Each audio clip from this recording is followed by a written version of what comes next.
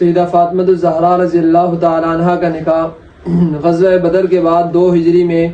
رسول اللہ صلی اللہ علیہ وسلم نے سیدنا علی المرتضیٰ رضی اللہ تعالیٰ عنہ سے کیا۔ سیدنا علی المرتضیٰ رضی اللہ تعالیٰ عنہ نے پیغام نکاح نبی علیہ السلام کے پاس پیغام نکاح لے کے آئے تو آپ صلی اللہ علیہ وسلم کے پوچھنے پر سیدنا علی المرتضیٰ رضی اللہ تعالیٰ عنہ نے اپنی زرہ پیش فرمائی تو آپ صلی اللہ علیہ وسلم نے فرمایا کہ اس زرہ کو فروخت کر کے سیدہ فاطمہ الزہرا رضی اللہ تعالیٰ عنہ کا مہر ادا کرو۔ چنانچہ سیدنا علی المرتضیٰ رضی اللہ تعالیٰ عنہ زرہ کو فروخت کرنے کی غرض سے بازار کی طرف نکلے تو راستے میں سیدنا عثمان بن عفان رضی اللہ تعالیٰ عنہ نے وہ زرہ سیدنا علی المرتضیٰ رضی اللہ تعالیٰ عنہ سے خرید لی جو بعد میں انہیں ہدیے میں تحفے میں واپسی دے دی۔ پھر اس طرح سیدنا علی المرتضیٰ رضی اللہ تعالیٰ عنہ اور سیدہ فاطمہ الزہرا رضی اللہ تعالیٰ عنہ کا عقد ہو گیا اور آپ صلی اللہ علیہ وسلم نے 2 جہانوں کی شہزادی اور جنتی عورتوں کی سردار اور خاتون جنت سیدہ فاطمہ الزہرا رضی اللہ تعالیٰ عنہ کا سیدنا علی المرتضیٰ رضی اللہ تعالیٰ عنہ نے سیدہ فاطمہ الزہرا رضی اللہ تعالیٰ عنہ کا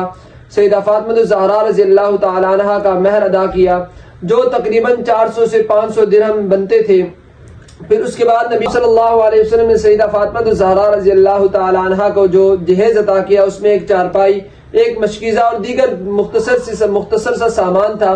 جو امت کے لیے یہ پیغام ہے کہ نکاح میں سیدہ فاطمہ الزہرا رضی اللہ تعالیٰ عنہ کے نکاح میں کس قدر سادگی تھی۔ امت کو بھی اس کا سادگی کا پیغام ہے کہ شادی ہمیشہ سادے ہونا چاہیے تاکہ جو بے حیائی اور فحاشی معاشرے میں عام ہو چکی ہے اس کا سدباب ہو سکے، اور یہ تبھی ہوگا جب نکاح آسان ہوگا اور جو فحاشی اور عریانی پھیلانے والے اسباب ہیں وہ مشکل ہو جائیں گے۔ چنانچہ اس کے بعد سیدنا علی المرتضیٰ رضی اللہ تعالیٰ عنہ اور سیدہ فاطمہ الزہرا رضی اللہ تعالیٰ عنہ کی ازدواجی زندگی شروع ہو گئی۔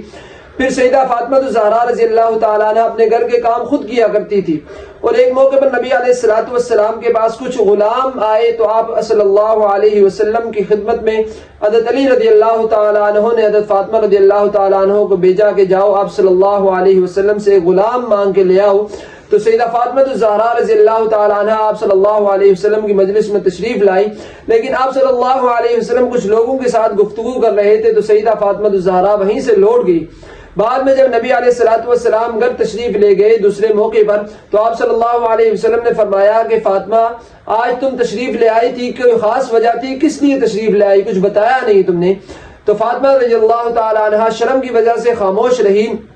تو حضرت علی المرتضیٰ رضی اللہ تعالیٰ عنہ نے فرمایا کہ یا رسول اللہ آپ کے پاس کچھ غلام اور باندیاں آئے تھے تو میں نے فاطمہ کو کہا تھا کہ جاؤ آپ صلی اللہ علیہ وسلم سے ایک باندی مانگ لاؤ، کیونکہ سیدہ فاطمہ الزہرا رضی اللہ تعالیٰ عنہ گھر کے سارے کام خود کرتی ہیں، پانی بھی خود بھر کے لاتی ہیں، جس کی وجہ سے مشکیزے کے نشانات ان کی کمر پر، ان کی پیٹھ پر پڑ گئے۔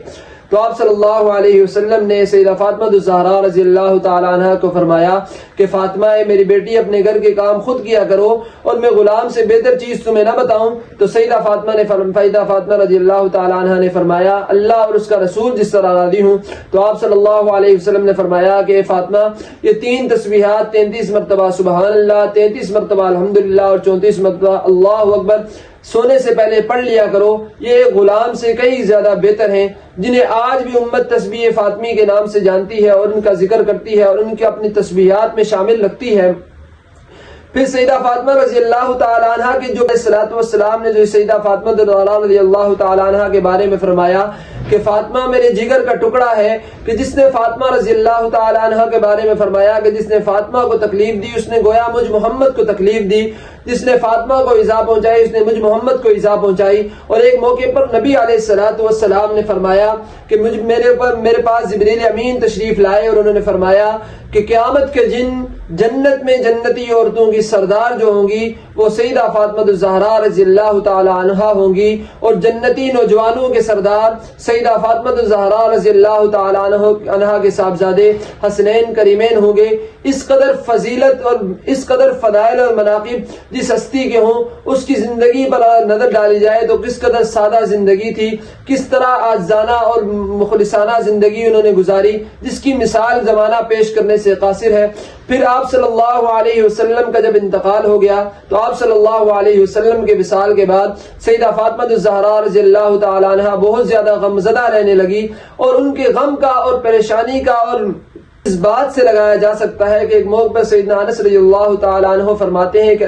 سیدہ فاطمہ رضی اللہ تعالیٰ عنہ نے مجھے فرمایا کہ اے انس، نبی علیہ الصلوۃ والسلام کے جسم اطہر پر مٹی ڈالنا تم نے کس طرح گوارا کیا؟ تو اس سے سیدہ فاطمہ رضی اللہ تعالیٰ عنہ نے اپنے غم کا اظہار کیا۔ پھر آپ صلی اللہ علیہ وسلم کے انتقال کے تقریباً 6 ماہ بعد سیدہ فاطمہ زہرا رضی اللہ تعالیٰ عنہ کا وصال ہو گیا، اور آپ رضی اللہ تعالیٰ عنہ کی وصیت کے مطابق رات کے پہر آپ کا جنازہ اٹھایا گیا تاکہ کسی غیر محرم کی نگاہ آپ پر نہ پڑ سکے۔ تو آپ رضی اللہ تعالیٰ عنہ کا جنازہ رات کے پہر اٹھایا گیا، اور آپ کے جنازے کی امامت سیدنا صدیق اکبر رضی اللہ تعالیٰ عنہ نے معروف قول کے مطابق، جسے طبقات ابن سعد نے بھی نقل کیا ہے کہ سیدنا صدیق اکبر رضی اللہ تعالیٰ عنہ کو حضرت علی المرتضیٰ رضی اللہ تعالیٰ عنہ نے سیدنا صدیق اکبر رضی اللہ تعالیٰ عنہ کو نبی علیہ الصلوۃ والسلام کا یہ فرمان سنا کر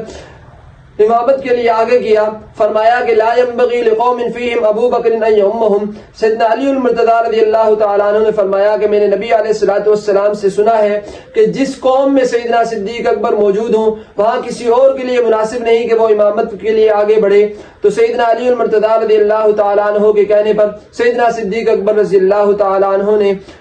حضرت